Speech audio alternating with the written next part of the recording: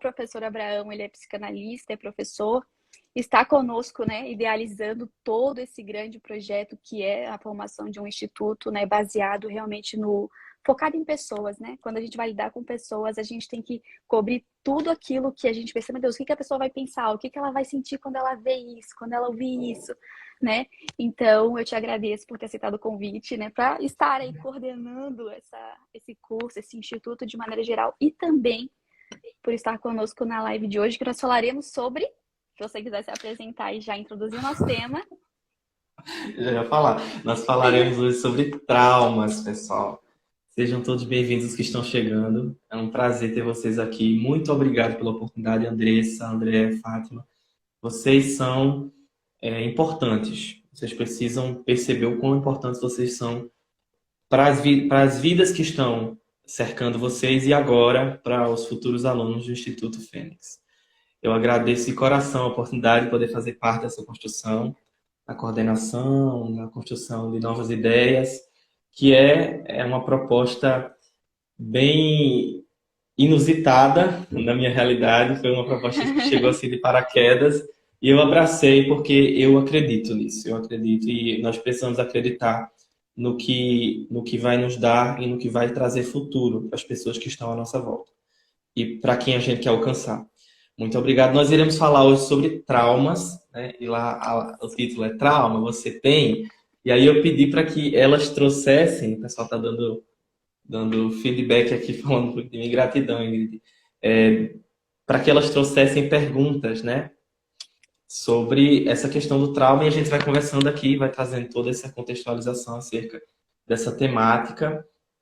E eu queria me apresentar. Meu nome é Abraão Heller, sou professor, sou psicanalista, trabalho com saúde emocional, professor por aspiração, eu amo a profissão professor, trabalho com educação, um trabalho que está na minha veia desde muito tempo. Sou escritor, trabalho com questões de saúde mental voltadas também para a educação, tenho algumas pesquisas na educação infantil, nesses trabalhos, e tenho especialidade na neuropsicanálise e na psicanálise com educação. Então, meu trabalho é voltado para essa questão. Sou pai, e aí eu digo, eu sou pai em tempo integral e sou psicanalista nas horas vagas. Então, eu trabalho como psicanalista quando eu tenho tempo. Porque a missão pai, cuidar de alguém, cuidar de uma criança, eu acredito que seja a maior missão que alguém pode receber aqui na Terra. E a gente vai falar também sobre infância aqui. Então, precisamos entender a infância para perceber o adulto que nós somos. Acho que vai ser muito importante aqui. Pode trazer, pode falar. Eu acho que você estava falando sobre ser professor e a gente nota que é muito nítido isso, né? Porque professor eu acho que não vejo nem como uma profissão, mas como um dom, né? Na verdade, porque você tem que realmente gostar disso que você faz, porque a gente está falando para pessoas, ensinando pessoas, construindo pessoas, né? E é muito nítido, né? Realmente a tua paixão por fazer isso, né? Agradeço mais uma vez as suas palavras e também por estar aqui. E eu acho que a gente pode começar falando pela pergunta, né? Acho que mais básica, o que que é trauma? Né? O que que significa exatamente essa palavrinha? Então, olha só. Trauma, a gente tem algumas definições do trauma, tá? A primeira definição é que ela é uma resposta emocional a uma questão vivida no exterior. Então, algo que a gente vive nas nossas vivências comuns, e o trauma é uma resposta a tudo isso. Como a gente responde a tudo isso? A gente introjeta e acaba não dando conta das questões. Então, é algo que entra no nosso psiquismo e nós não temos energia suficiente, nós não temos condições suficientes para lidar com aquelas situações. Trazendo de modo geral aqui. Então, são questões que acontecem na nossa vida que deixam feridas, deixam memórias, que moldam algumas questões dos nossos relacionamentos, que trazem, de algum modo, uma marca também na nossa personalidade, na nossa construção psíquica. Então, a gente tem aí essa tentativa de lidar com essas situações após a vivência traumática. E a gente vai falar bem sobre isso aqui. Eu trouxe muita coisa legal para vocês, baseada em literatura, né? Baseada em realidade literária, em trabalhos literários, mas de forma bem simples para que a gente possa entender o que é trauma e por que falar sobre traumas. Porque, na verdade, as pessoas dizem, mas, professor, tudo é trauma? Porque eu sempre digo, eu coloco no Instagram um vídeo de uma criança, de alguma coisa, claro, das mães, dos pais, e falo, olha, isso aqui pode trazer um trauma. As pessoas falam, mas você está traumatizando tudo, você está transformando tudo em trauma, mas será que esse aqui não é trauma? Será que aquilo que acontece não é trauma? A gente precisa entender quais são os estágios para uma vivência, quais são os estágios para experiências e até que ponto a gente consegue lidar com algumas experiências que são nos apresentadas em momentos, em determinados momentos da nossa vida. E a gente vai falar bastante sobre isso. Eu acho que nesse cenário que você colocou já aí, eu creio que a gente vai falar, como você está falando, um pouquinho mais para frente, mas é interessante a gente não simplesmente rotular. Ah, vai traumatizar. Ah, isso aqui é um trauma. Mas a gente pensar sobre isso, né? O que já me leva para a minha segunda pergunta, que é, na sua opinião, por que que atualmente esse tema está tão em voga?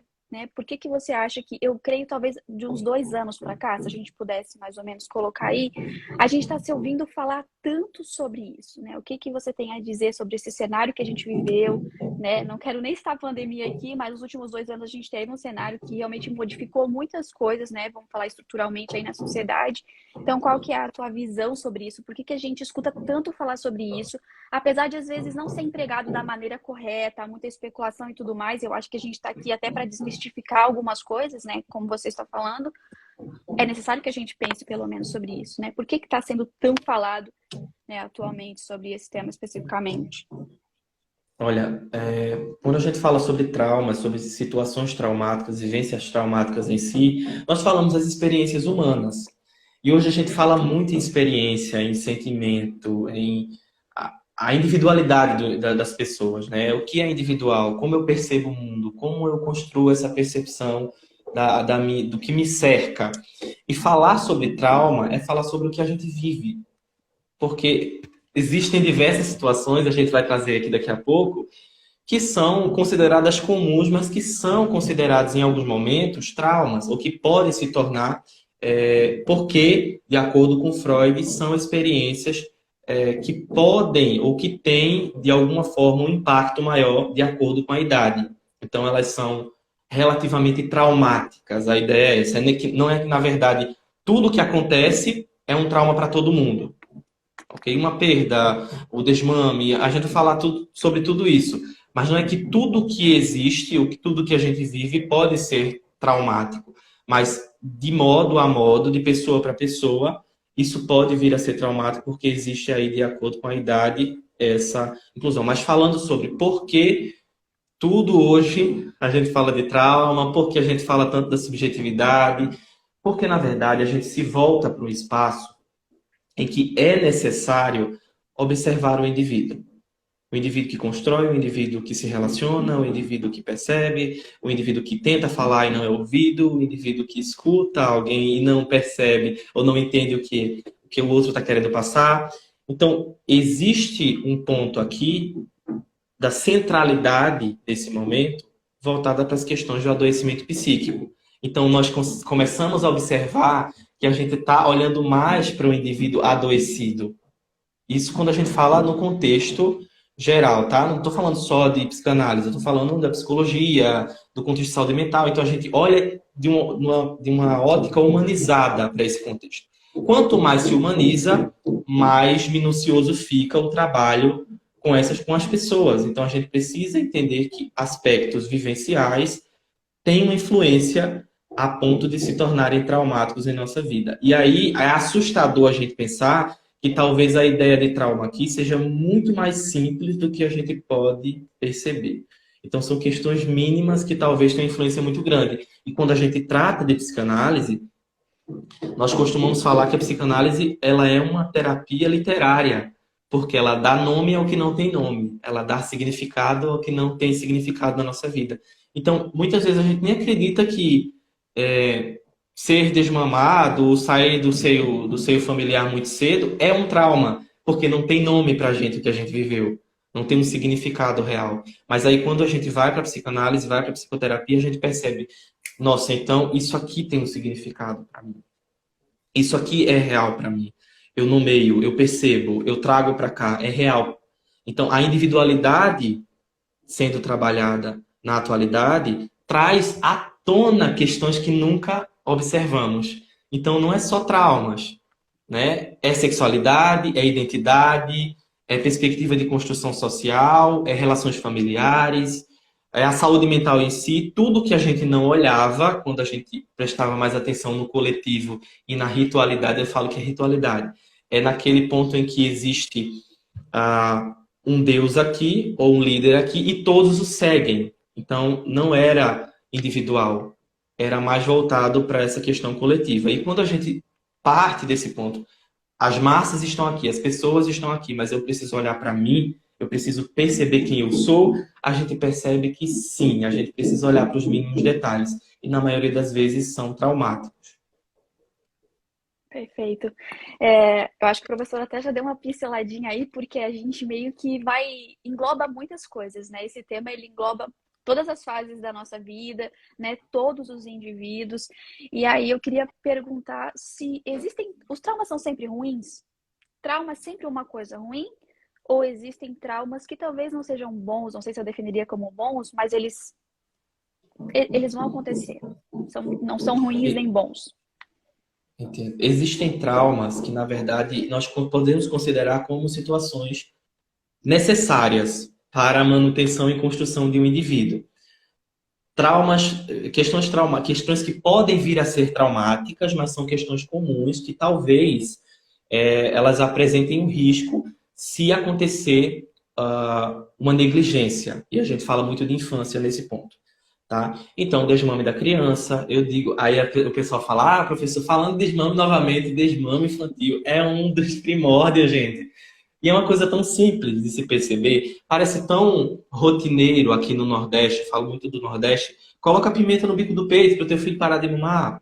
Gente, deixa a noite inteira, deixa 2, 3 dias sem mamar, deixa chorando a noite inteira, a gente vai falar isso daqui a pouco, mas são questões simples que são colocadas aí nesse coletivo, todo mundo faz, não está para o individual da criança. Não é o que ela vai ser, é o que ela precisa de algum modo fazer, né? Muito obrigado aqui o pessoal que tá dando boa noite, tá entrando aí. Sejam Muito obrigado. bem-vindos, né? Boa noite a todos. Nós estamos aqui conversando mais. Já fica aí nosso bem-vindo a todos. E o professor, se quiser também, daqui a pouco a gente vai estar colocando as perguntinhas que estão sendo feitas. Eu estou vendo que estão chegando perguntas aqui. Então, quem quiser mandar, gente, ao lado tem um pontinho de interrogação, num balãozinho. Ali você pode mandar a sua pergunta, porque às vezes aqui no chat ele vai subindo, né? E vai desaparecendo. Então, aqui já vai ficar guardadinho.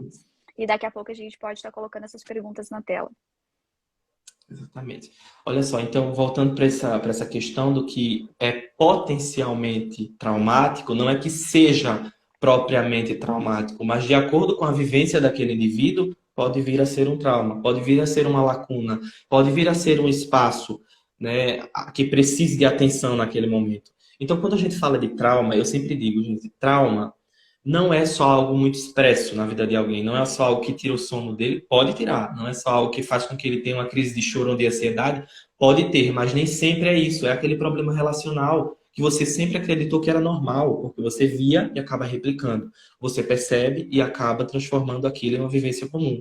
Então, trauma é esse déficit aqui entre aspas, tá? É essa dificuldade em estabilizar algo que foi introjetado no nosso psiquismo.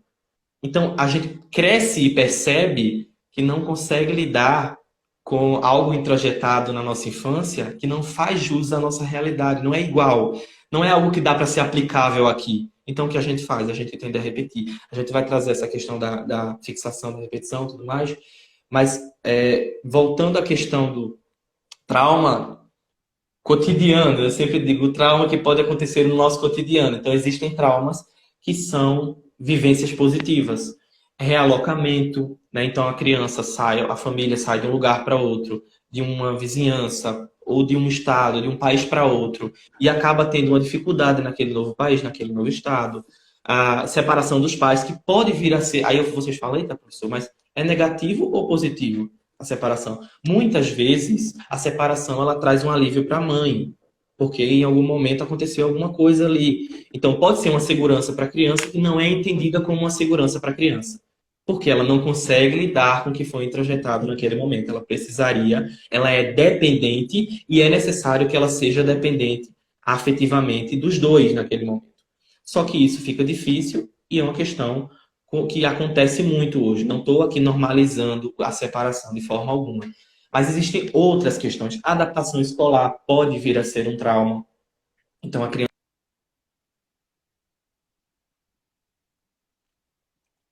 Deu uma travadinha.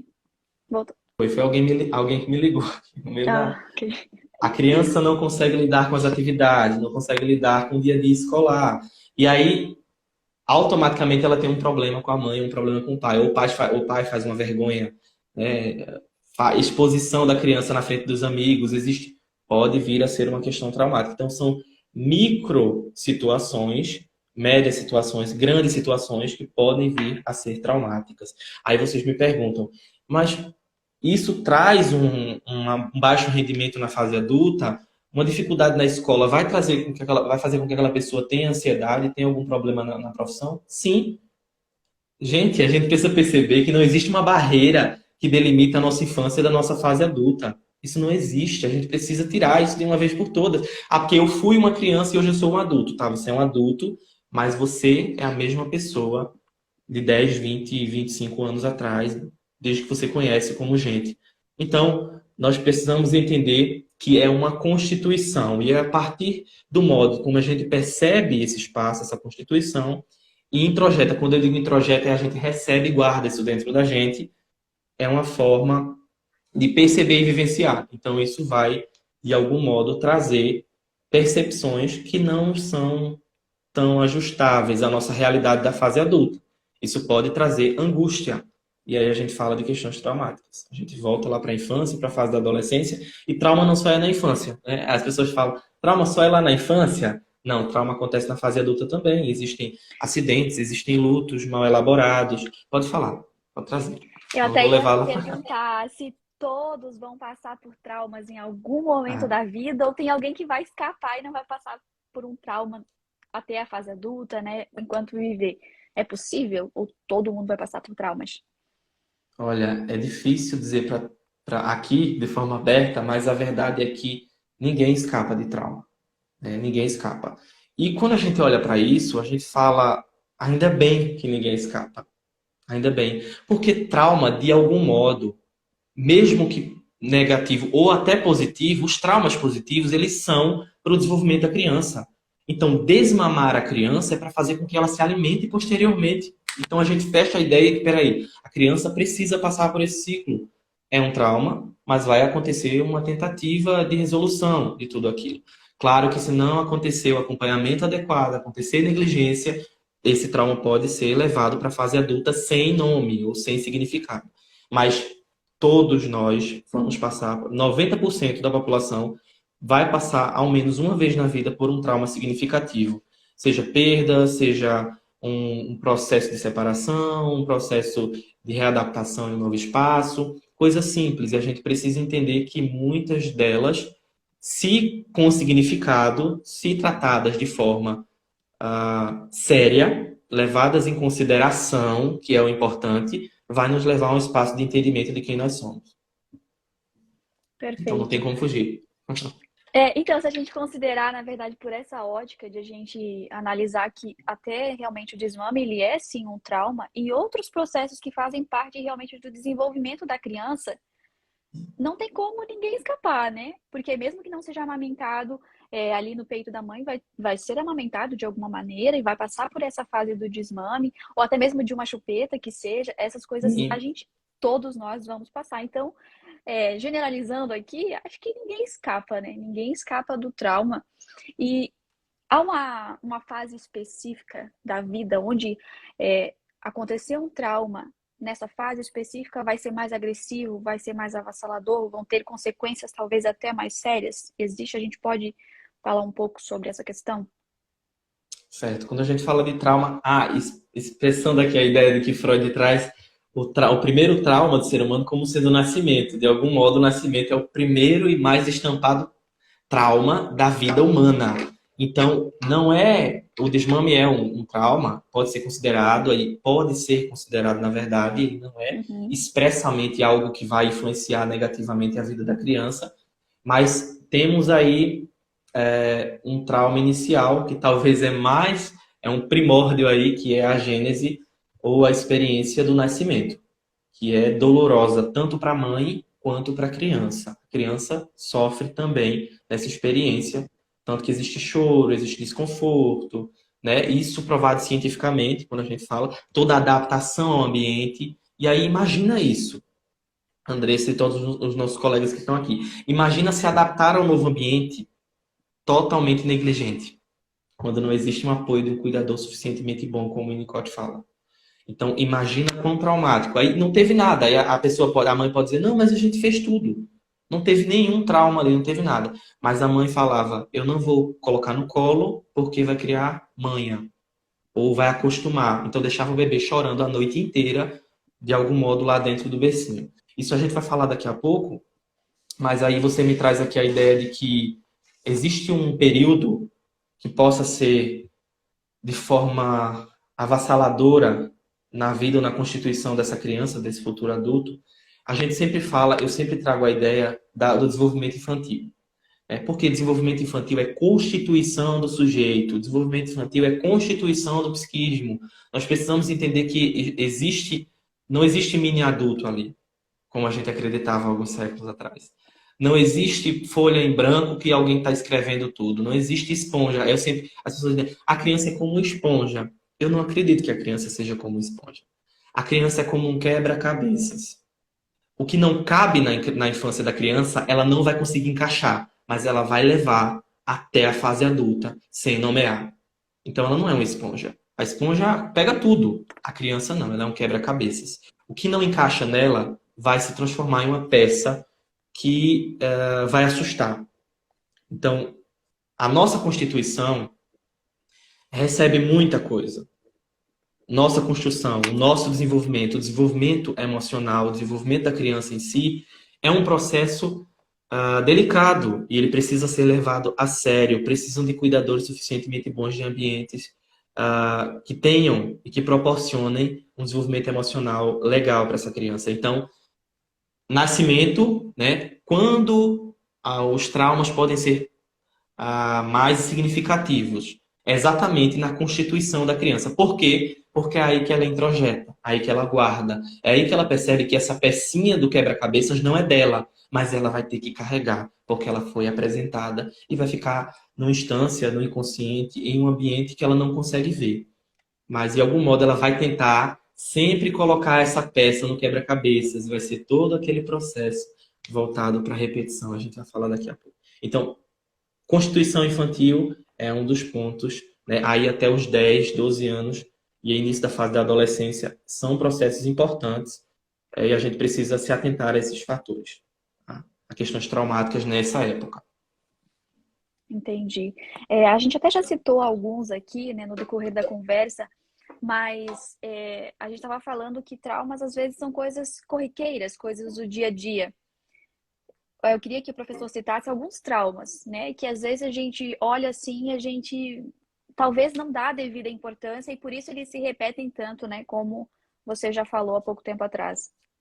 Sim, eu trouxe aqui para vocês, eu até anotei aqui porque é tanta coisa boa que eu trouxe para vocês. Deixa eu só ver aqui onde tá? Gente, boa noite para quem está chegando agora, tá? Sejam bem-vindos. Quem quiser fazer perguntas, tem uma caixinha, né? Um pontinho de interrogação bem ao lado direito aí da tela de vocês. Pode colocar a pergunta aí, que no finalzinho a gente vai estar reservando alguns minutos para que o professor possa responder essas perguntas, tá bom? Vamos lá, traumas mais comuns, né? Isso você me pergunta. Os traumas que mais são comuns e que...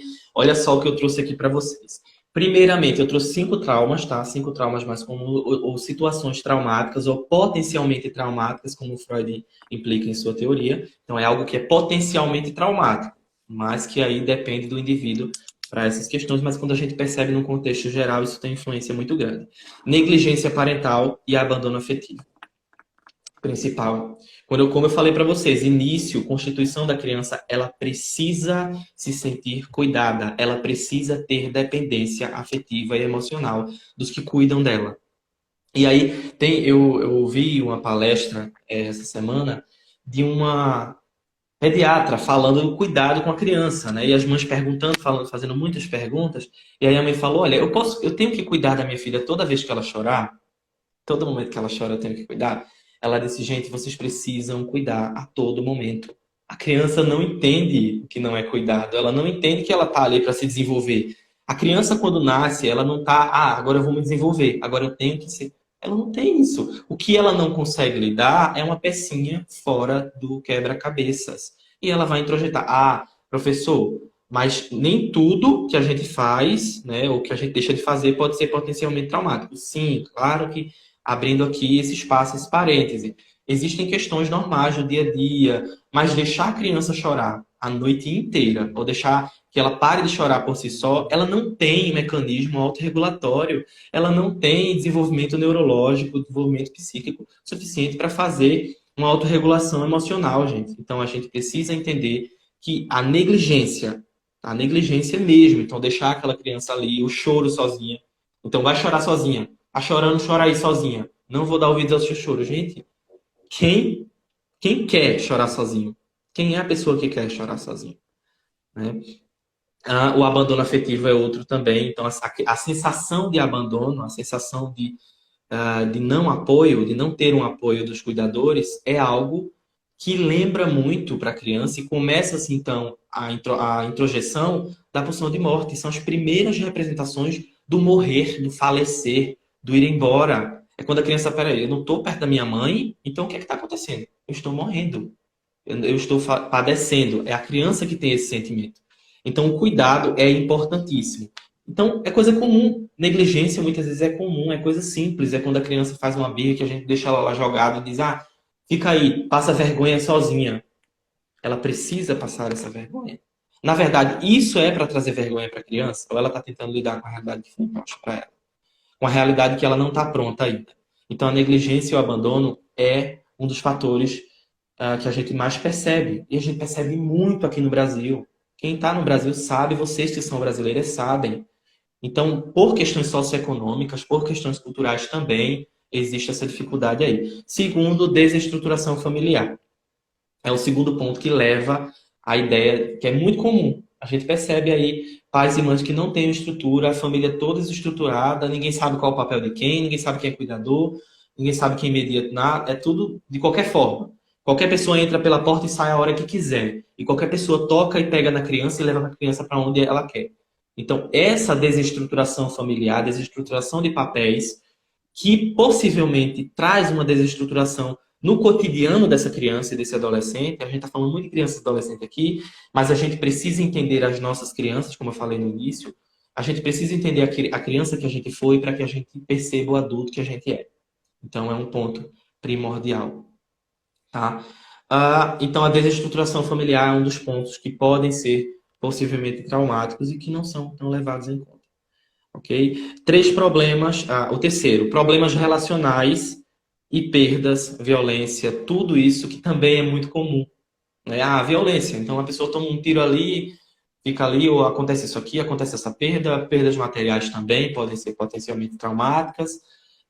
Toda essa questão e problemas relacionais em si também são potencialmente traumáticos. Então, tem pessoas que não conseguem, adultos que não conseguem ter outro relacionamento porque tiveram um relacionamento traumático. E aí não foi gerado lá na infância, mas na infância talvez se percebeu alguma ausência que não foi suprida, ou talvez alguma pecinha que não encaixou. Isso volta tudo nesse momento com muita força. Tá? Abuso sexual é um tabu. Ninguém fala, todo mundo cala a boca, todo mundo pensa que só vai acontecer pela aquela pessoa que é longe, que está distante, que veste preto, que está de gorro, de boné, que não aparece, que está de máscara. Não, precisamos tirar essa representação do abuso sexual e dos demais abusos, tá? Então, quando a gente fala, existe até uma colega, que é a Leiliane, que fala muito sobre educação sexual, gente. Ela é sensacional, depois pesquisem aí. Mas, falando sobre abuso sexual, precisa-se existir acompanhamento. E aí, por isso que a gente fala no primeiro, a negligência e o abandono é o ponto base para que todos esses outros processos iniciem, certo? É o ponto básico. Então, existe aí esse início, e a partir disso tudo a criança começa a perceber que nem tudo é tão seguro assim. Então, para onde eu corro?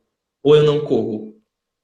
Chega um momento que eu não quero mais fazer nada. O que o processo sempre foi tão difícil que existe. Eu vou até falar para vocês daqui a pouco um dos três efeitos do trauma. Então, o processo paralisante do trauma. Chega um momento que é paralisante. Se não é uma fixação, é uma repetição, né, acaba sendo paralisante.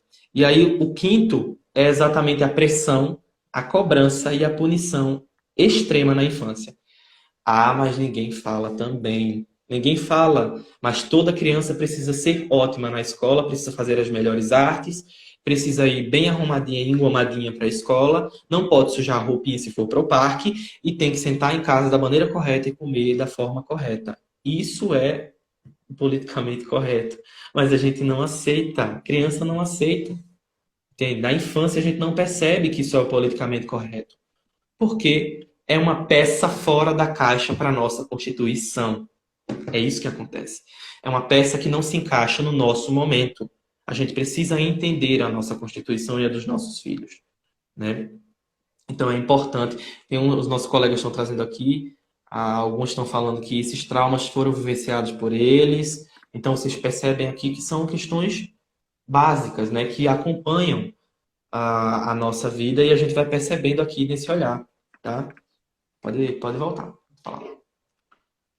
É muito interessante isso, porque quando você começou a falar, né, começa talvez de uma coisa mais simples, mas vai piorando, né? Então esse fato da negligência, às vezes as pessoas imaginam, falando por mim aqui, eu escutei, uma mãe negligente, um pai negligente. Às vezes a gente já pensa naquela pessoa que acabou esquecendo o filho trancado dentro do carro enquanto ia ao mercado. E a gente acaba não se atentando para essas coisas menores, mas que acontecem tantas e tantas vezes e que acabam sendo piores, porque se acontece no dia a dia, tudo que acontece um pouquinho, sempre, sempre, por semanas, por meses, por anos, é impossível que você não seja realmente moldado por isso, né? Então a gente às vezes ouve a palavra negligência ou coisas similares, né? Como a gente estava falando sobre a questão dos traumas mais leves, né? Aqui, eu acho que se a gente se atenta realmente para esses cuidados diários, já evitaria muitas coisas, né? E como você falou, o abuso sexual hoje ainda a gente está vendo que está começando a ser um pouco desmistificado, porque agora está acontecendo e antes não acontecia, não, porque antes não era falado. Mas infelizmente já acontecia, né? As crianças estão começando a ter realmente esse espaço de serem ouvidas como indivíduos, né? Não apenas às vezes como uma extensão do próprio pai e da própria mãe, ou então como alguém que deve sentar e ficar quietinho enquanto os adultos fazem, seja lá o que estejam fazendo, né? Então, acho que esse espaço agora que a gente tem, não, olha, a gente precisa ler os sentimentos das crianças e a gente faz isso como? Observando o comportamento delas, né? Então, negligência às vezes pode ser não prestar atenção, pode ser às vezes estar ouvindo o choro e não atender. Eu fiquei imaginando aqui quando você estava falando que a criança quando ali começa a falar, ele fica o tempo inteiro, mãe, mãe, mãe. Tem vários memes aí, até pela internet, que as pessoas falam, meu Deus, agora não para de me chamar um segundo. Mas se a gente analisar enquanto bebê, o choro é esse gritinho do mãe, pai, vem me socorrer, né? Tudo bem, eu já comi, a minha fralda não está suja, mas eu preciso de alguma coisa. E aí, quando você escuta mãe, pelo menos você fala, o quê? Nem que seja isso. E às vezes o bebê, ele precisa talvez de um toquezinho, de um colo, de algo assim, porque até ali, né, os 6 meses, ele é completamente dependente, né? Do cuidador, né? Do pai, da mãe. Então, eu acho que a gente também tem que começar a ver por essa ótica, né? Trauma não são coisas assim, simplesmente coisas enormes. São coisas com as quais você não consegue lidar e às vezes está no dia a dia, né? E falando da infância, por quê? Porque é ali que está sendo moldado, né? Eu acho que a gente fala assim, eu quero que meu filho seja um adolescente, um jovem que come de tudo. Então, na infância, você vai começar a instruí-lo. Olha, isso aqui é saudável, coma isso, coma aquilo. Mas, às vezes, a gente não dá a mesma atenção em relação ao desenvolvimento emocional, né? Psíquico dessa criança. De falar, olha, de pouquinho em pouquinho eu estou ensinando alguma coisa. Então, acho que esse debate ele é muito importante. E eu acho que até por causa disso que esses temas estão tão em voga, né? Porque a gente começou a parar e prestar atenção. Nós fomos, talvez, obrigados, né? Nesses últimos 2 anos, a parar e olhar para dentro da gente mesmo, né? Olhar para as crianças, porque a gente não tinha outra opção. Creio, ao meu ver, foi isso.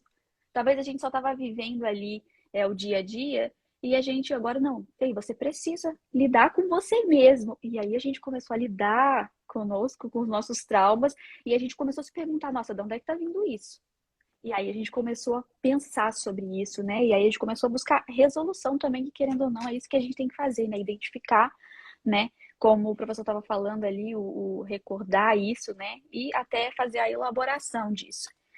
E eu não sei se o professor quer continuar, mas eu queria saber se tem algum trauma que a gente considera assim consequências irreversíveis. Tem algum trauma que a gente que possa provocar, né? A gente está falando aqui de cenários porque também existem indivíduos diferentes, né?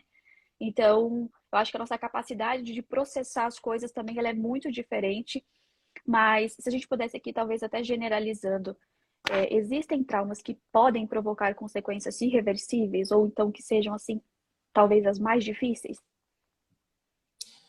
Existem alguns, né, que são os traumas, que eu sempre falo, são traumas da gênese. São traumas do nascimento, são traumas do desenvolvimento, da constituição. Então, quando a gente fala de um trauma, vamos exemplificar aqui. A gente fala de um trauma, uma questão traumática na fase adulta. Então, um assalto, né? A gente é assaltado, acontece tal e tal coisa, aquilo é traumático.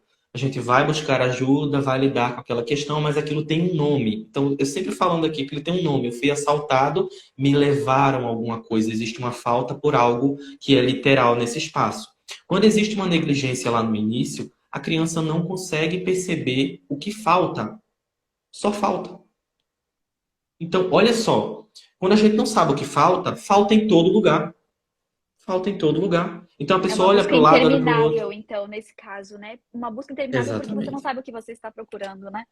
Exatamente. Quando se falta no início, falta em todo lugar na fase adulta. Então a pessoa fala, eu tenho uma sensação de vazio e eu não tenho o que para onde correr, e eu não sei o que fazer, eu não sei para quem falar. Essa sensação possivelmente é uma sensação que remete a uma ausência, uma negligência ou algum processo que aconteceu lá na fase da infância. Então, não é caracterizando aqui a ideia de que existe um trauma, né? Ou qual os traumas que causam isso? Provavelmente, se a gente fosse falar de um trauma e colocá-los em uma escala, as questões traumáticas de negligência, abandono afetivo, vamos lá, abusos na infância são os mais avassaladores. Eles são os que não conseguem chegar na fase adulta com um nome. Então, a criança que está ali no início, ela não entende, ela não, muitas vezes ela não tem nem a oralidade, ela não tem nada ainda formado, e aquilo ali só é introjetado como algo desconfortável, como uma pecinha fora do seu quebra-cabeças, e ela leva para a fase adulta, sem o espaço para trabalhar com aquilo. Entende? Então, a negligência no início, e esses processos são um dos mais significativos. E existem, talvez, características, sintomas, alguma coisa que a gente possa, talvez até analisando nós mesmos, né? Que deem por exemplo, esse despertar. Olha, talvez possa ter um trauma aqui, né? O que poderia fazer a gente realmente identificar isso, ou pelo menos pensar sobre isso e identificando ali, a gente buscar uma ajuda. Olha só, eu trouxe aqui, eu escrevi aqui para não esquecer, porque eu elaborei de forma muito. Eu trouxe aqui para vocês três principais grupos de características que mostram, que demonstram de algum modo que a gente tem um trauma não elaborado. Aí eu sempre trago trauma não elaborado. Porque eu, depois da psicoterapia, vou continuar tendo trauma. Mas depois da psicoterapia, ou no processo de psicoterapia, eu elaborei essa questão, eu entendi essa questão, eu dei um sentido e um significado a isso, que é tudo que a gente busca de algum modo. Então, quando se dá esse sentido e significado, eu vou explicar para vocês daqui a pouco essa resolução, mas para trazer aqui essas três características, eu trouxe em três grandes grupos. O primeiro é a fixação em algum estado ou retorno para alguma angústia. Então, retorna sempre ao mesmo problema, independente da situação que vem acontecer. Aquilo sempre lembra alguma coisa muito próxima. Então, sempre lembra um estado muito próximo. E aí eu falo da repetição. Então, cada vez que eu tento viver aquilo, é para tentar melhor identificar aquela situação. Inconscientemente, a gente tem essa sensação. Então, eu vou me fixar neste espaço, vou voltar para esse espaço, vou reviver esse espaço, porque eu quero, de algum modo, entender esse espaço. Ou colocar aquela peça ao menos nesse momento. Vamos tentar ver se encaixa nesse momento da minha vida. E aí não encaixou na adolescência. Então vamos levar para a fase adulta e tentar encaixar a mesma peça na fase adulta. Isso é um processo de repetição, de compulsão à repetição. Então, a fixação. Quando você percebe que a pessoa está fixada, ela não só está fixada em uma angústia, ela está fixada em um processo que leva a uma angústia característica. Então, é um relacionamento, é uma exposição, é um vício, é um espaço que leva inconscientemente ao espaço de construção traumática ou de experiência traumática.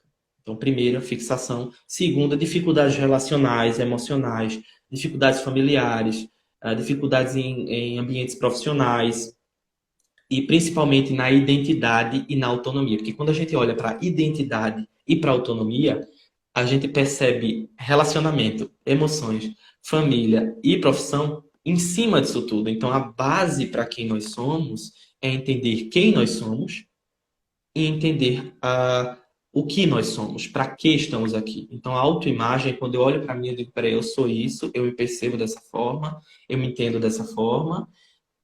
A identidade é diferente da autoimagem, não é como eu me vejo, é como eu me sinto com quem eu sou. Entendeu? É o que eu tenho aqui dentro e como eu consigo conviver com o que eu tenho. A identidade é isso. Então, quando a gente fala de identidade, não é você olhar no espelho e dizer, eu sou isso. Não. Isso é autoimagem. Identidade é quando você olha para dentro de você sem o espelho e diz, por mais que eu tenha vivido um trauma, agora eu sei que eu tenho isso, eu consigo elaborar, eu consigo perceber, eu consigo entender até que ponto isso aqui me influencia ou não me influencia. Isso é construção de identidade. É entender quem nós somos. Então, outro passo é a dificuldade na identidade e na autoimagem. E o terceiro são medos sem explicação, muitas vezes, que estão naquele contexto, mas não necessariamente fazem parte daquele contexto, daquela situação. Então, medo totalmente sem nome, como eu sempre digo. Ansiedades, crises existenciais constantes, introspecção excessiva, instabilidade emocional, isso também na fase da adolescência. Quando a gente entra ali na fase da adolescência, a gente percebe muito isso. Então, adolescente que tem crise existencial constante, tem problema. Aí vocês podem me perguntar, e a identidade do adolescente? A adolescente está em construção de identidade. Ninguém vai chegar com 18, 19 anos e dizer, agora eu sei quem eu sou. Você pode saber um pouco ou estar começando a entender quem você é. Mas a construção de identidade, ela parte de algumas premissas, tá? É interessante, a nossa colega colocou aqui alguma coisa, tá? As doenças psicossomáticas. Lê aí para mim, por favor, não estou conseguindo ler, As estou doenças sem áudio. psicossomáticas originam-se de experiências traumáticas e devem ser tratadas em sua origem e não apenas os sintomas, que na verdade é o que mais acontece atualmente. Eu Isso acho que é aí, a isso. nossa. Isso aí eu estava lendo exatamente isso hoje à tarde. E eu acho que, né, o professor pode falar com mais propriedade, mas do meu ponto de vista, é uma verdade, né? A gente vai só tratando o que é aparente ali, não vai realmente na raiz do problema, né? Exatamente, porque a raiz do problema sempre é muito mais intrínseca a quem nós somos, está muito mais próxima de quem nós somos. Então, muitas vezes é até narcísico do nosso ponto observar que eu tenho um trauma. É ferir quem nós somos, dizer que a gente foi ferido. Entende aqui a ideia? É ferir quem nós somos, dizer que a gente foi ferido. Se colocar no espaço de fragilidade hoje é dizer eu preciso de cuidado. E precisar de cuidado em um ambiente em que todo mundo não está nem aí para você, dói. Dói muito, porque aí você vai perceber que você é o responsável por sua própria cura, muitas das vezes. Então, isso é um ambiente desafiador. Sem dúvidas, o processo de reconhecimento de um trauma não é da noite para o dia. A gente não chega na clínica, né, na psicoterapia, na análise, e diz, eu tenho um trauma. Será que esse realmente o trauma que você está trazendo é esse o inicial? É esse que te faz ter problemas avassaladores ou problemas grandes na sua vida? Muitas vezes são outros. E aí tem todo esse conjunto. E daqui a pouco eu vou falar sobre essa experiência, mas as três características principais, os três grupos de características são esses: fixações, retornos e repetições, dificuldades relacionais, dificuldades em vários âmbitos, e medos, ansiedades, todas essas questões voltadas para as questões emocionais também, ok? O que a colega colocou sobre psicossomatizar ali é que às vezes a pessoa vai ter uma crise de ansiedade, né? Ela vai ter alguma coisa, algum sintoma realmente físico, e se ela olhar só para aquela dor de cabeça, ou, né, o professor pode até falar com mais precisão sobre isso, mas falta de autoestima, né, essas coisas são mais subjetivas, mas às vezes realmente tem alguma coisa no próprio corpo da pessoa que começa a deixar mais claro, e aí às vezes vai no médico e não é nada, e às vezes pode estar relacionado a um trauma, né, professor? Sem dúvidas. Quando a gente fala da somatização, aí a gente fala de somatização, para quem não conhece a questão da psicossomática, eu vou explicar para vocês aqui um pouco. Na verdade, a psicossomática é aquele processo de estudo, ou o processo de estudo, que estuda a influência do nosso psiquismo, do nosso mundo interior, do nosso mundo interno, sobre o nosso corpo. Então, não é que o meu corpo e o meu psiquismo, ou o meu corpo seja dominado pelo meu psiquismo. O que na verdade acontece é que existem influências diretas e indiretas sobre ele. Da mesma forma que o nosso corpo também interfere no nosso psiquismo. Então, quando existe o corte de algum membro, quando existe a amputação ou algum processo ali, a gente sente psicicamente. É como se a gente tivesse realmente perdido, literalmente, uma parte de quem nós somos. Não literal, mas internamente falando. Então, se existe o contrário disso, o oposto também é verdadeiro, ok? O oposto é verdadeiro e a nossa mente, o nosso estado emocional influencia no nosso corpo e na nossa saúde física. Então é importante a gente observar, além, a gente sempre fala disso, né, da medicalização, do processo sintomático, do processo de estudo sobre sintomas. Isso é tão falado hoje em dia dentro do campo. Aí deixa eu trazer para vocês, dentro do campo dos especialistas, mas não é falado dentro do campo dos leigos. Quando eu falo leigo aqui, eu estou falando de leigo, qualquer pessoa. Se eu não entendo o que é medicalização, por mais que eu seja profissional de saúde, eu sou leigo de algum modo. Então, se eu não busco ou não tenho propriedade para falar de alguma coisa, de algum modo eu não fui abertamente explícito ou explicado para aquilo. Alguém me trouxe aquilo ali. Eu tive a oportunidade de escutar o que é psicossomática, ou de escutar que a minha mente influencia no meu próprio corpo. Talvez ninguém, a maioria das pessoas, principalmente pessoas do interior, pessoas como não tem essa oportunidade. Então, onde está esse processo de informação? As informações precisam ser de alguma forma, e quando a gente fala de traumas também, tá? Trauma é porque eu vivi, as pessoas falam, eu vivi muita coisa. E é quem eu sou hoje. Né? As pessoas sempre trazem isso. Tudo que eu vivi é quem eu sou.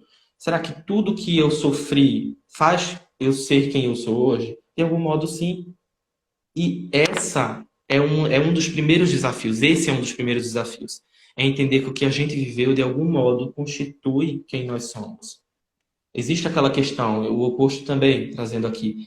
Você não é o que você viveu. Sim, você também não é o que você viveu. Você é o que você percebe do que você viveu, o que você aprende com o que você viveu, o que você abraça do que você viveu e, de algum modo, o que você traz para a realidade que você tem. E também o que você não aceita do que você viveu. Quando a gente não aceita uma coisa que a gente viveu, a gente vive aquilo com a maior intensidade da nossa vida. E a gente tenta reviver o tempo todo para explicar aquilo ou para resolver o que não foi resolvido de algum modo. Então, sobre a psicossomática, sobre o processo traumático, sobre tudo o que a gente vive, é importante que não fiquem em pequenos círculos, que a gente não possa falar sobre isso apenas com especialistas e para especialistas. Que nós possamos falar sobre isso com qualquer pessoa, com professores, com advogados, com escritores, com qualquer pessoa, né? Com ministros, com políticos, com pais, principalmente com pais, que isso possa ser um assunto que possa ser importante para todo mundo. Entende? Porque faz parte de quem nós somos. Tudo isso faz parte de quem nós somos. Então, o quão ou quanto nós podíamos melhorar o nosso estado de perceber e conviver com as nossas dores se nós tivéssemos informações positivas. Porque muitas das vezes eu convivo com a dor de forma muito negativa. Eu tento evitá-la. Como o professor estava falando sobre falar sobre isso mais abertamente, e eu estou fazendo o papel aqui das perguntas leigas, realmente, porque eu acho que é aquela conversa que eles falam do ponto de ônibus, né? Quando você consegue conversar sobre um assunto no ponto de ônibus, é porque realmente está sendo ali disseminado, né, para todos os tipos de pessoas e não somente para psicanalistas, né, para pessoas que têm um conhecimento talvez mais amplo. Se o professor quiser continuar a sua fala, né, que estava anteriormente, eu tirei print Deixa eu aqui pegar. das perguntas. Ok. E aí, quem Vou pegar quiser do ponto. mandar também. Então, falando sobre, assim, sobre a questão de informação, né, de passarmos informações assertivas, é o que estamos fazendo aqui e o que todos os institutos, a maioria dos institutos, né, de psicanálise, sociedades psicanalíticas, todos os profissionais de saúde, profissionais que trabalham com saúde emocional e mental, querem fazer. É a missão que todos nós temos.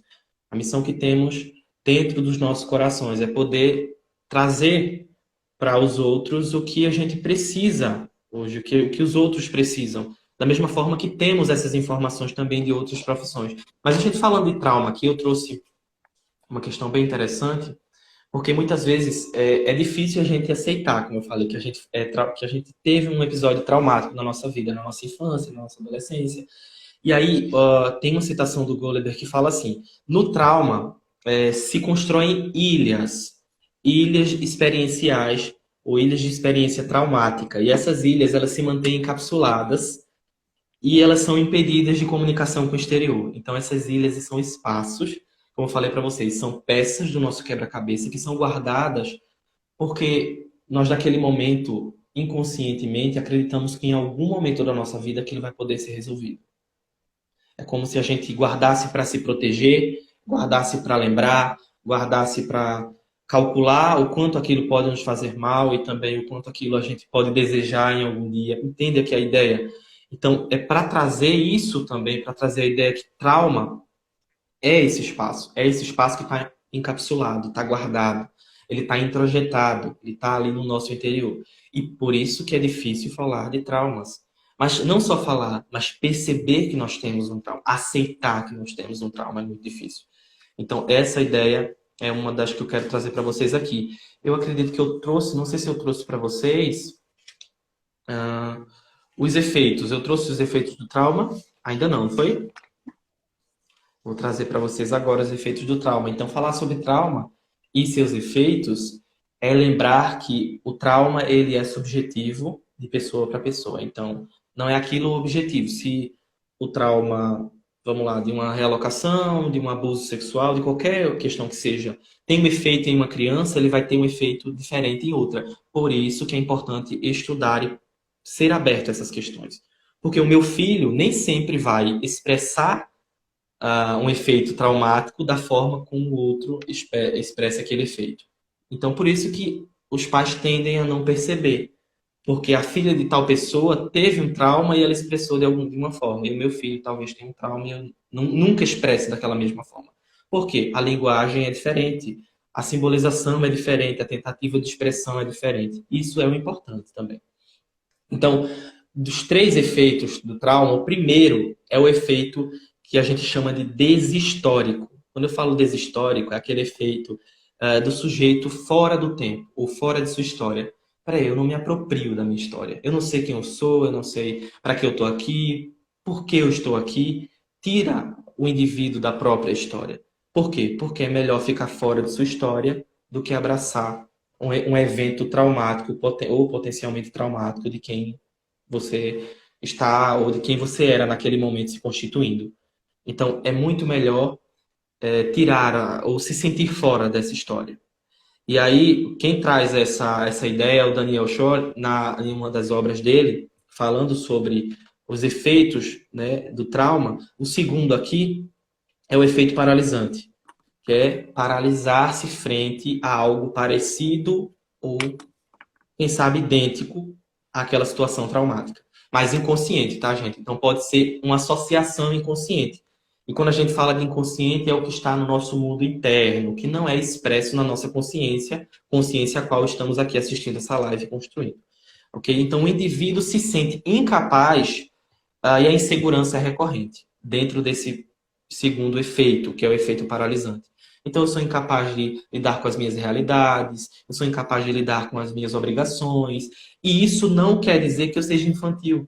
Quer dizer que eu tenho possivelmente um efeito traumático, um efeito do trauma. O terceiro Então, no efeito é o caso, efeito. Pode falar. Nesse caso, professor, então a gente vai repetir o comportamento que a gente teve frente ao trauma nas outras situações da nossa vida, que aí pode variar de indivíduo para indivíduo. Foi isso que, né? Foi Isso isso que eu pode entendi. acontecer. Isso pode acontecer. A gente pode tentar reagir de uma forma parecida, até mesmo da mesma forma, mas não da mesma porque a gente se o trauma aconteceu, vamos lá, um trauma infantil, a criança daquele modo permaneceu de um modo passivo naquele trauma infantil, naquele trauma inicial. E aqui não, aqui pode existir uma agressividade. Então pode ser a tentativa de resolução desse problema. Então vamos lá para uma ideia bem interessante aqui. A criança que foi passiva em diversos momentos de negligência, ou a criança que foi passiva em diversos momentos de abandono, ou diversos momentos de brutalidade e agressividade voltados para ela. Quando ela se torna um adulto e um tanto assim de agressividade é ligada a ela, ela explode ou ela tenta reagir da pior forma possível, porque ela sente aquele descontrole que ela teve lá no início, ou a ausência de uma expressão quanto àquela dor. Entende? Então, o terceiro efeito é o efeito um efeito autointoxicante. Eu tenho, me faz mal, mas eu quero manter aqui. Porque de algum modo me lembra, me protege, me faz mais forte, porque eu tenho isso aqui que não é meu. Então é aquela ideia de posse. Entende? Alguém fez alguma coisa, então esse alguém fez, a culpa é dele, a ideia da culpa também está por aqui. Mas ao mesmo tempo, a ideia ou o medo de se eu tomar posse disso aqui, propriamente dito, eu vou me tornar um ser totalmente frágil, porque a minha dor está aqui. Então eu tenho em partes posse do que fizeram comigo, mas a culpa é sempre do outro. Isso traz a autointoxicação. É o eu ruim, né? Ou também, em alguns momentos, o próprio false self, que é aquela construção, aquela ideia de uma perspectiva que você é algo, você é alguém, mas não é exatamente aquilo que você queria ser. É uma disfunção entre quem eu sou, o que os outros me veem, toda essa perspectiva de construção está ligada também ao efeito autointoxicante. E essa dificuldade consigo mesmo e com as próprias emoções, as próprias questões emocionais, também é um dos efeitos autointoxicantes dentro do trauma. Então, efeito da deshistória, então deshistórico, efeito paralisante e efeito autointoxicante. É isso aqui que a gente tem. Mas esses efeitos, eles na verdade não são efeitos, muitas das vezes, só do trauma. É um efeito que a gente começa a produzir para lidar com aquele trauma que a gente teve. Entende? Então tem toda essa questão voltada para isso também. Perfeito. Nós tivemos duas perguntas aqui. Eu não sei se o professor quer concluir, e aí depois a gente faz, ou se eu posso falar agora. Pronto. Não, pode trazer para mim. Tem uma pergunta que é como superar traumas negativos, que foi feito pela Ana Paula. Ok. Pergunta, como superar os traumas, né? Como superar? Aí eu trago aqui também a ideia. Como superar traumas negativos e como conviver com traumas positivos. Porque precisamos conviver com os traumas positivos. Quando partimos aí para o ponto entre a primeira infância e aquela transição entre até que ponto realmente eu dependo do meu papai e da minha mamãe, a gente tem aí um desmame afetivo. Eu costumo falar que é um desmame afetivo. É o desligamento afetivo totalmente do pai e da mãe, principalmente da mãe, que faz com que a gente comece a se adaptar em um novo mundo, em uma nova perspectiva, e a construção de autonomia se dá por aí. Então, para que eu entenda quem eu sou, para o que eu vim fazer aqui, qual a minha missão, tudo isso, toda essa questão, eu preciso ter esse trauma aqui, eu preciso aprender a conviver com ele. Mas é doloroso, não é confortável. É muito melhor chorar, ficar introspectivo e tentar voltar para o útero da mãe deitado ali na cama, do que levantar e tentar fazer diferente com isso. Isso é normal e a gente entende, porque isso acontece com qualquer pessoa. Essa sensação acontece com qualquer pessoa. Então, como aprender? Eu trouxe aqui para vocês o que podemos fazer para lidar tanto com traumas negativos quanto com positivos. Primeiramente, a gente precisa entender quem nós somos. Então, o autoconhecimento é fundamental, porque não adianta eu trazer, não tem um efeito eu trazer para o paciente ou a gente trabalhar com traumas se a gente não sabe quem a gente é. E saber quem a gente é primeiramente se situar. Vamos se localizar. Peraí, eu sou essa pessoa, eu trabalho aqui, eu sei disso, eu sei daquilo. Eu acredito que eu sou assim, eu não acredito nisso, eu tenho crença nisso. Isso aqui é iniciar o autoconhecimento. A partir desse ponto, a gente volta para os estágios infantis. A gente começa a observar a nossa infância, a nossa adolescência. Esse autoconhecimento é importante. Então, nesse processo de autoconhecimento, começamos a buscar sentido para o que não tem sentido. Okay? Esse é um dos principais processos para aprender a lidar e conseguir superar um trauma. É dar sentido ou buscar significado para a situação traumática. E aí, vamos lá para um básico, né? Vamos para uma situação traumática básica. Negligência, vamos lá para a negligência. Tá, eu me sinto solitário, eu tenho essa dificuldade, as pessoas podem dizer, podem trazer essa ideia. Ou eu tenho dificuldade em ser abandonado, eu tenho dificuldade em me sentir abandonado de alguma forma, as pessoas podem trazer isso. Então, ela pode trazer a ideia sem palavras. Então, nessa relação, eu tive uma relação, a pessoa me abandonou e tá toda aquela angústia para ali. Peraí, então vamos se situar, volta lá para a infância, volta para a adolescência e percebe onde você sentiu essas mesmas questões, com mais força, com mais intensidade, com menos intensidade, e você não conseguiu nomear. Eita, é verdade. Eu olhei para minha infância e eu vi no dia que a minha mãe me levou no shopping e me fez passar vergonha porque ela não teve paciência comigo naquele momento e tal e tal. E ela me deixou lá sozinho chorando. É uma sensação que pode vir a ser potencialmente traumática e que traz uma carga negativa e é somatizado aqui. Quando eu digo somatizado, não na psicossomática, mas é uma soma disso aqui, nessa relação real. E aí é a tentativa de dar um sentido ao que foi vivido na infância. Mas se torna conflituoso, porque infância não é a mesma coisa daqui. A peça que eu tenho na infância não é a peça que eu vou usar aqui.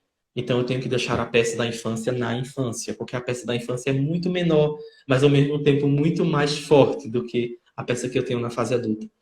Então, buscar um sentido. Então, buscar sentido em palavras. Falar.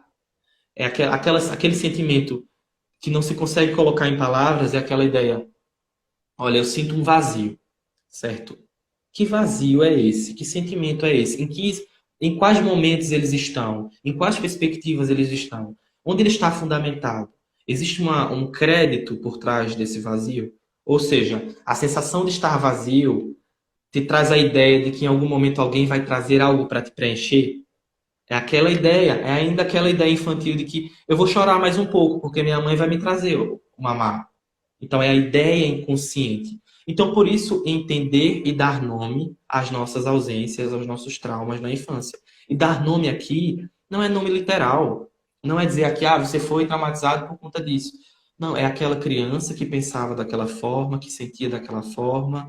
É a criança que queria o papai ou a mamãe que chamava daquele nome e que tinha aquele apelido carinhoso. E traz para cá, coloca isso aqui e percebe o quanto essa ausência pode ser expressa na sua fase adulta.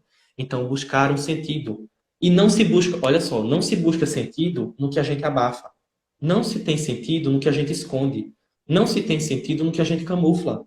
Não se tem sentido no que a gente repete. Não se tem sentido. Exatamente isso. É a angústia de compulsão à repetição, que a gente sempre faz, muitas vezes em relacionamentos cíclicos e conflituosos. E a gente não tem nome, não dá nome àquilo. E a gente traz para a infância e separa o que é peça infantil, o que é peça da fase adulta e como eu posso trazer para o meu quebra-cabeças de forma coerente. Eu posso entender que não fique aquela bagunça, que acabe perdendo todas as peças. Perfeito. A pergunta da Ingrid talvez tenha sido até um pouco respondida aí na sua fala, mas ela colocou assim, ó, como ressignificar uma compulsão dada pelos traumas da infância? Primeiros passos ou mais importantes. Ok, vou trazer aqui para vocês. Já tenho aqui, inclusive. Primeiros passos. Falei de autoconhecimento. É importantíssimo entender e perceber quem nós somos. E aí, perceber quem nós somos não é o que eu falei anteriormente, na nossa primeira parte da live. Olhar para o espelho e dizer, eu sou lindo, maravilhoso, eu sei quem eu sou. Não. Não é saber quais diplomas você tem, o que está pregado na parede, as roupas que você usa, o seu gosto musical. Faz parte. Mas isso aqui é só O início é só a parte é a ponta do iceberg de quem você realmente é. E pode ser assustador perceber que a parte de baixo, a parte que está que não está lá em cima no topo desse iceberg, é exatamente quem você essencialmente é. E o quanto assustador isso pode ser para você, porque talvez algumas partes ali não sejam peças que se encaixam na sua história. Mas você insiste em tentar encaixá-las através da repetição ou da compulsão. Então, compulsão é aquela ideia. Eu vou fazer, eu tenho uma ausência e eu tento compensá-la, eu tento trazer um sentido para minha ausência. Então, é alguma tentativa de elaboração dentro das nossas ações. O que não é percebido inconscientemente é percebido conscientemente através de nossas ações e da relação que nós temos. Então, principais passos: autoconhecimento, primeiro passo. Segundo passo, construção de autonomia. Eu preciso perceber que o seio materno não está mais aqui. Que dor, professor, pensar isso, professor. Eu quero um seio materno aqui, eu quero meu colo suficientemente bom aqui. Eu sei que você quer. Mas não é nesse ponto que a gente precisa chegar. Se você entende que o autoconhecimento está aqui, você precisa perceber que a construção de autonomia parte de um ponto que existe desligamento. Dói, existe desligamento, dói. Né? Eu preciso entender que nem tudo que eu quero, de imediato eu terei. Também, isso é um dos pontos também de entender as ausências da infância. Porque naquele momento você precisava ter. Entende aqui? Aí a gente tem aquela ideia, peraí, eu choro pelo que eu não tenho aqui hoje na fase adulta. Mas eu chorei pelo que eu não tinha na fase da infância, mas na fase da infância você necessitava ter. Então, quando você repete aqui, a sensação é que você precisa ter fortemente, mas nem sempre precisa se ter na fase adulta, o que se tanto almeja. Então, as ideias podem estar interligadas com ausências da infância. Ok? A aceitação da infância é um passo primordial. Tem pessoas que fazem anos e anos de análise, anos e anos de psicoterapia. Aí eu falo, a infância.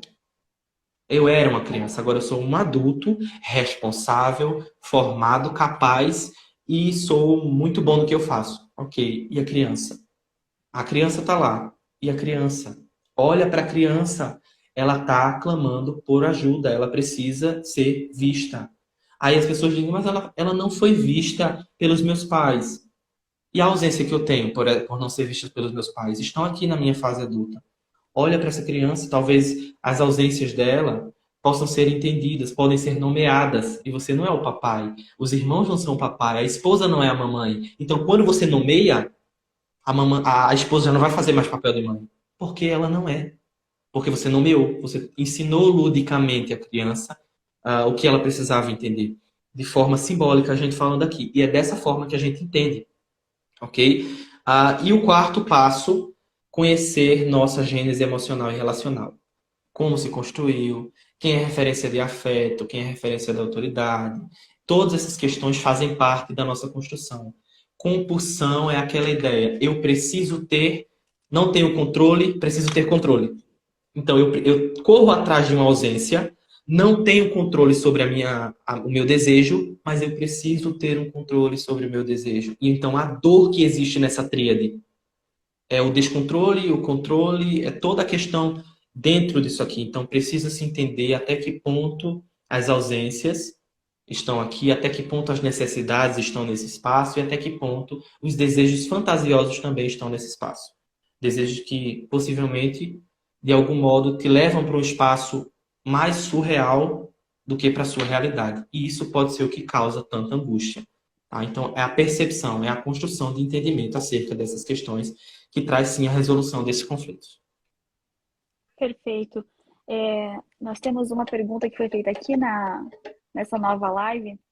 A Márcia colocou assim, ó, fale-nos sobre os traumas de estimação. A gente pode falar um pouquinho sobre isso? Olha, os traumas de estimação, a gente sempre fala desses traumas e a gente não percebe que esses traumas, eles estão aqui para falar alguma coisa. Eles não são... Quando a gente fala estimação, aquilo que é de estimação é para elevar a nossa estima. É para dizer que a gente pode, é para dizer que a gente consegue alguma coisa.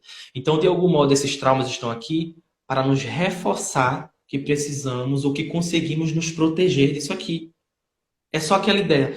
Ai, meu Deus, eu fui abusada. Ai, meu Deus, eu fui traída. Então, tá aqui sempre, porque é para lembrar que eu tô tentando lidar com isso de algum modo, eu tô tentando resolver isso. Trauma de estimação também muitas vezes está ligado àquela ideia do prazer. Então, existe algo que me dá um retorno positivo dentro da situação conflituosa que eu tenho. Dos males, o menor, é aquela ideia, dos males, o menor. Então, muitas vezes, eu tô com esse trauma aqui tão pequenininho porque ele cabe na minha mão. Porque se eu solto esse trauma e abro a minha caixa, eu percebo que tem um monstrão me esperando lá dentro. Então, eu prefiro estar com esse monstrinho aqui. Ele é menos assustador do que o que vive embaixo da minha cama na infância.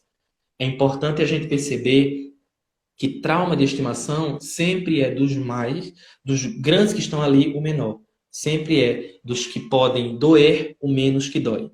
Entende? E dos que vão menos fazer mal na fase adulta. Então, é uma tentativa de lidar com a realidade. É uma tentativa de lidar. Não é que a pessoa queira ficar com isso. Ela não quer. Quando você olha, conscientemente a pessoa diz: eu não quero isso para mim. Eu não quero, mas ela volta para isso. Por quê? Porque ela não deu significado, ela não entendeu o que não foi percebido, ela não aceitou o que precisa ser aceito e não selecionou as peças do seu quebra-cabeça para o seu estágio, o estágio da sua vida. Ok? Perfeito. É, eu não sei se você quer falar mais alguma coisa, senão a gente pode ir para as considerações finais. E eu queria ver Podemos. se eu consigo entender, se eu conseguir entender que tem muitas coisas que podem ser colocadas como traumas. Dificilmente vamos escapar de passar por traumas, né? Mas pelo que eu estou vendo, o pior, principalmente na fase da infância, é você ter que lidar com isso sozinho, né? Porque você não tem essa capacidade de processamento. Então você não Não sabe o que existe. fazer com aquilo. Você não sabe nem nomear, como o professor falou. Você não sabe dar nomes àqueles sentimentos que você está sentindo, né? A gente, enquanto adulta, a gente pode pensar, eu tô com medo, tô sentindo impotente, tô, né? A gente consegue já fazer. Às vezes a gente também não consegue, né? A gente às vezes Isso. sente as coisas, a gente não consegue nomear. Mas falando da infância, a gente realmente não tem essa capacidade de processamento, né? Então eu entendo que o pior é ter que lidar com isso sozinho, né? A criança lidar com a negligência sozinha, largada, abandonada ali, com situações de agressividade, com situações de abuso, que a gente olha e a gente consegue, assim, se for olhar numa escala hierárquica, a gente vê que é pior, né? O abuso físico, o abuso emocional e principalmente o abuso sexual, que a gente sabe, né? A gente está vendo que quanto é avassalador isso. Então, o pior é lidar com isso sozinho. Na fase da infância, o professor pode, né, me corrigir posteriormente, porque enquanto um quebra-cabeça, se a gente olhar pelo sentido lógico, a criança não tem realmente capacidade de montar. Então, tem um auxiliador. Vamos pensar na atividade didática em si, de montar um quebra-cabeça. A gente começa por algo ali de 5, 10 pecinhas, e aí vai aumentando gradativamente de acordo com a capacidade daquela criança, né? Então, a criança não tem capacidade para lidar com aquilo, ela não tem capacidade de processar, né? Psiquicamente, ela não tem essa capacidade. Então, quando ela tem um auxílio, né? Como a gente citou, o divórcio, uma mudança de escola, né, o desmame. Então, as situações elas irão acontecer. Então, do meu ponto de vista, pelo que eu entendi das suas falas, ela não pode lidar com isso sozinha, na fase da infância principalmente. Tem que ser feito de uma maneira pensada, né? Tem que ser intencional. Não, realmente, o desmame tem que ser feito? Tem. Como eu vou fazer isso para provocar o menor trauma, né? Se a gente puder colocar aqui, então, possível, para que isso realmente não fique marcado permanentemente nessa criança que vai levar para a fase da adolescência, né, para a adultidade e acabe ocasionando traumas talvez até maiores, né? Porque à medida que vai crescendo, o trauma também vai se tornando, né, como você falou, um monstro maior. Então, você pode, né, corrigir caso eu esteja errada, fazer as suas considerações também. Exatamente isso. A gente precisa entender. A gente trouxe de forma bem lúdica aqui, bem didática, a questão do quebra-cabeças como sendo a nossa Constituição. Então, como o pensamento freudiano, como todas as questões e explanações que foram trazidas para aqui nesse momento, nessa noite, a gente precisa entender que a nossa vida é como um quebra-cabeças, ou melhor, nossa Constituição, nosso mundo interno é como um quebra-cabeças, e um trauma é de maior ou menor sentido, de maior ou menor intensidade, quando uma caixa com outro quebra-cabeças cai sobre aquilo ali. Então a gente está montando nosso quebra-cabeças maravilhoso. Chega alguém e joga um monte de outras peças ali que não se encaixam. eu não vou saber selecionar. Se eu tenho 100 peças ali, vai ser difícil selecionar. E uma criança não tem essa condição. Então, a gente precisa entender um espaço importante, o espaço de dependência emocional, afetiva e dependência, e o amparo que a criança precisa nesse momento. Então, como eu sempre falo, entender a nossa criança, você não precisa entender, e você nunca vai conseguir entender a sua criança na fase da adolescência. Não existe, não tem condições, porque a gente ainda não tem a perspectiva sobre a infância, porque a gente está nessa transição. Então, a época de entender a infância propriamente falando é na fase adulta, porque é nesse momento que a gente tem uma sensatez, um processo de forma mais firmado para poder observar todas essas questões. É importante, claro, que tudo isso aqui seja pautado nas questões humanizadas, então no acolhimento, na perspectiva de que cada ser é singular, de que somos peças insubstituíveis dentro do nosso lar, dentro das nossas questões, da nossa vivência. E trazendo isso aqui, a gente traz também a ideia de quão importante é a gente abraçar a nossa infância, abraçar quem nós fomos, quem nós somos. Que a criança que nós fomos é o adulto que nós somos hoje em dia, que nós somos propriamente falando. Então, muito obrigado, fico muito feliz de estar aqui, de fazer parte dessa live, de fazer parte da equipe do Instituto Fênix, assim como vocês que estão aqui acompanhando, que são alunos, amigos, família, tem até minha sogra entrou aqui para me prestigiar. Muito obrigado a todos vocês. Minha esposa também estava aqui até esse momento. Eu estou muito feliz por todos vocês que estão aqui, pela vida de cada um, pela vida do Instituto Fênix, a vida e o florescimento desse instituto, pela vida de cada um de vocês que fazem parte desse instituto. Muito obrigado, gratidão. Eu estou por aí no Instagram, nas redes sociais, principalmente no Instagram, para tirar dúvidas, para acompanhar vocês, para fazer parte na construção de cada um. É sempre uma alegria para mim. Muito obrigado. Eu que agradeço. Gente, olha, a gente está aqui 1 hora e 25 minutos, né? Tivemos que fazer uma segunda live e essa live vai ficar salva, tá? Quem quiser depois pegar algumas anotações, né, de coisas que o professor Abraão falou, vai ficar salva no nosso Instagram, né, no Instituto Fênix. Então, eu agradeço a todos que participaram, né? Como ele falou, que estamos prestigiando nessa primeira live, familiares, amigos, pessoas que estão aqui, alunos do professor Abraão, né? Que foi falado aí Freud Júnior, né? Então a gente vai utilizar esse apelidinho por aí, mas muito obrigado, tá? Eu espero que realmente a gente tenha ajudado, né? A primeira live. A gente vai fazer outras lives falando sobre esse tema, porque, como vocês puderam ver, tem muita coisa para falar. É algo que está muito inserido no nosso dia a dia, no nosso cotidiano. Então, vale assim a gente refletir sobre isso, a gente parar e pensar. Não é vergonha a gente reconhecer, né? Como o professor falou, que a gente realmente precisa olhar para esses traumas, né? Já que esse é o tema da nossa live. E também não é sinal de fragilidade a gente pedir ajuda, né? Porque o processo terapêutico ele auxilia demais, né? Nesse autoconhecimento. Porque a gente fala, ninguém me conhece mais do que eu mesmo. Mas a gente não se conhece. Essa que é a verdade. Se a gente não parar para realmente se conhecer e principalmente ter um auxílio, né, de um terapeuta, de um processo terapêutico, a gente talvez nem avance, né, nesse autoconhecimento. Então, né, o professor Abrão, ele é psicanalista. Se alguém tiver alguma dúvida, alguém precisar de atendimento também, pode chamá-lo, né, no seu Instagram. Ele é um profissional extremamente gabaritado. Eu tenho certeza que ele vai estar à disposição para atendê-los. Qualquer dúvida, gente, sugestão, podem mandar também um direct no nosso Instagram, no Instagram do Instituto, e a gente está aqui para ajudar no que for possível, tá bom? Boa noite a todos. Muito obrigada, professor Abraão, novamente. Obrigada a todos Eu que que ficaram aqui até agradeço. agora. Até Tchau, logo. Tchau, gente. gente. Boa Tchau, noite. tchau.